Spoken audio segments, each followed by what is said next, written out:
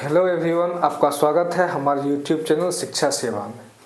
पिछले वीडियो में हमने दशमलव का बेसिक कॉन्सेप्ट और जोड़ घटाव के बारे में सीखे थे और इस वीडियो में हम चर्चा करेंगे दशमलव का गुना। यहाँ हम दशमलव का गुना बिल्कुल जीरो लेवल से स्टार्ट करेंगे और आपको एडवांस लेवल तक जाएंगे, तो धैर्य से बने रहिए आखिर तक मेरे वीडियो में। यहाँ हम कुछ प्रश्न को सॉल्व करेंगे और प्रश्न सॉल्व करते करते ही हम दशमलव का गुना आसानी से सीख जाएंगे। तो आइए देखते हैं प्रश्न। यहाँ प्रश्न है 22.5 गुना 1.5। अब हमको इसको इससे गुना करना है। तो दशमलव का गुना करने के लिए एक चीज़, अगर इसको हम इजी वे में गुना करें तो थोड़ा देर के लिए हम भूल जाएं, थोड़ा देर के लिए आप भूल जाइए कि दशमलव है। आप दशमलव को नहीं मानते हुए इसको गुना कीजिए और फिर दशमलव काउंट करके वहाँ बैठा देना है। बिल्कुल आसान तरीका है। तो इसके लिए आपको क्या करना है, 22.5 है तो इसको आप थोड़ा देर के लिए भूल जाइए। दशमलव है तो इसको आप इस रूप में लिख सकते हैं और 15 से गुना करना है तो 15 से हम गुना किए। अब क्या होगा, गुना करते हैं। 15 पचे 25, 5 दूना 10 दो 12, 5 दूना 10 1 11। फिर 1 से गुना करेंगे, 1 पचे 5, 1 को 2 से गुना करें, 1 दूए 2, 1 को 2 से 2। अब इसको 5 5 2 7 2 1 3 2 1 3। अगर हम 225 को 15 से गुना किए हैं तो क्या आएगा, 33 75। अब हमें क्या करना है, दशमलव को काउंट करना है, यानी गिनना है। एक अंक के दशमलव के दाहिने और एक अंक, दशमलव के दाहिने और एक अंक, यानी कुल 2 अंक का दशमलव है। तो हम क्या करेंगे, इसमें जो मेरा आंसर आया है इधर से गिनती कर लेंगे 1 और 2। तो 2 अंक के बाद हमें यहाँ दशमलव बैठा देना है। सिंपल फंडा, सिंपल नियम। बिना दशमलव मानते हुए हम इसको गुना करेंगे और गुना करने के बाद दशमलव को गिनती करेंगे और उतने अंक के बाद दशमलव बैठा देंगे। फिर दूसरा प्रश्न देख लेते हैं। दूसरा प्रश्न है 0.025 गुना 0.15, यानी इसको फिर हम मान लेते हैं कि दशमलव नहीं है। चलिए एक बार मानते हैं। अगर हम मान ले दशमलव नहीं है तो हम इसको इस रूप में लिख सकते हैं 25 और गुना 15। इस रूप में हम लिख सकते हैं 25 गुना 15। तो क्या होगा, 25, 5 दूना 10 2 12, 1 पचे 5, 1 2 2, 5 5 2 7 2 1 3। यहाँ क्या आ जाएगा आंसर, 375। यहाँ आंसर आ गया 375। हमने दशमलव को थोड़ा देर के लिए भूल गए कि यहाँ दशमलव है, बिना दशमलव का हम गुना किए। अब हम क्या करेंगे, दशमलव को काउंट करेंगे। 1 2 3, दशमलव के दाहिने साइड 3 अंक, यहाँ दशमलव के दाहिने साइड 1 2। तो टोटल दशमलव के दाहिने साइड 3 अंक और यहाँ 2 अंक, तो टोटल 5 अंक के बाद दशमलव है। तो हम यहाँ फिर इसको गिनती करेंगे, 1 2 3 4 5। 5 अंक हम इसको बना दिए, 3 अंक था और 2 को 0 बैठा दिए। अब यहाँ हम दशमलव लिख देंगे। तो यही हुआ मेरा आंसर।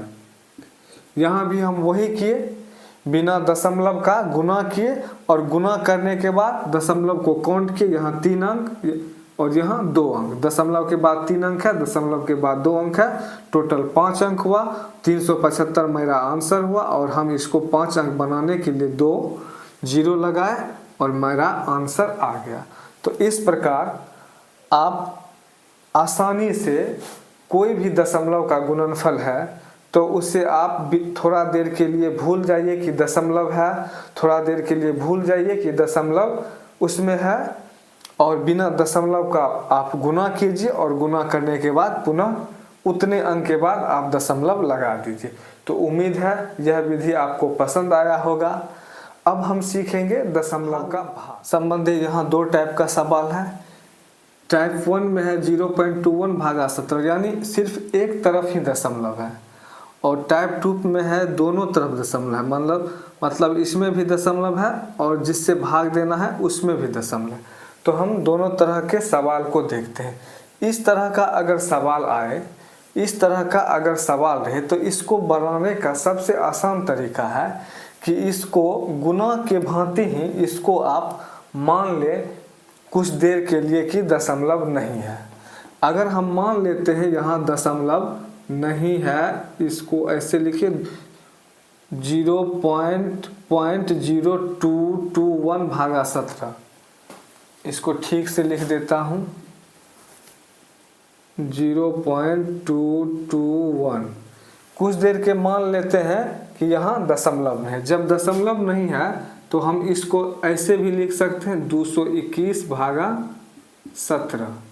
अब हम क्या करेंगे, रफ में 17 से 221 में भाग देंगे। 17 से क्या करेंगे, 221 में भाग देंगे। 17 का 17 5 1 17 17 51, तो क्या आया आंसर 13। भागफल मेरा क्या आया 13। अब हम क्या करेंगे, इसके दशमलव स्थान को काउंट करेंगे, गिनती करेंगे।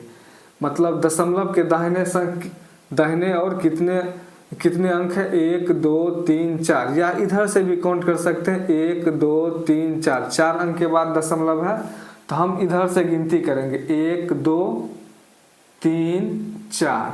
4 अंक बना के हम यहाँ क्या करेंगे, पॉइंट दे देंगे। यानी यहाँ भी 4 अंक के बाद दशमलव है तो यहाँ भी 4 अंक के बाद दशमलव बना दिए। तो हमें क्या करना है, इस तरह का अगर सवाल आए तो हमें थोड़ा देर के लिए मान लेना है कि दशमलव नहीं है, बिना दशमलव का हमें भाग करना है और भाग करने के बाद जो मेरा आंसर आएगा उसमें यहाँ अंक को गिनती कर लेंगे कितने अंक के बाद दशमलव है और उतने अंक के बाद यहाँ दशमलव बैठा देना है। अगर अंक कम है तो वहाँ 0 लगा के उतने अंक बना देना है और उसके बाद दशमलव बैठा देना। फिर दूसरा प्रश्न देखिए, इसमें और आपको जानकारी होगा, आपका कॉन्सेप्ट और क्लियर होगा। इसमें क्या है, 1.35 भागा 9 है। यहाँ भी हम मान लेते हैं दशमलव नहीं है तो हम क्या करेंगे, 135 को 9 से भाग देंगे। अगर हम 135 में 9 से भाग देंगे तो क्या आएगा, 15। अब हम काउंटिंग करेंगे, गिनती करेंगे कितने अंक के बाद दशमलव है, 1 2, 2 अंक के बाद दशमलव है तो यहाँ 1 2 अंक तो मेरा है ही, हम यहाँ दशमलव लगा देंगे। चाहे तो आप यहाँ 0 लगा दो। तो यही हुआ आपका आंसर। इस तरह का जो प्रश्न आए तो आप इस विधि से आसानी से हल कर सकते हो।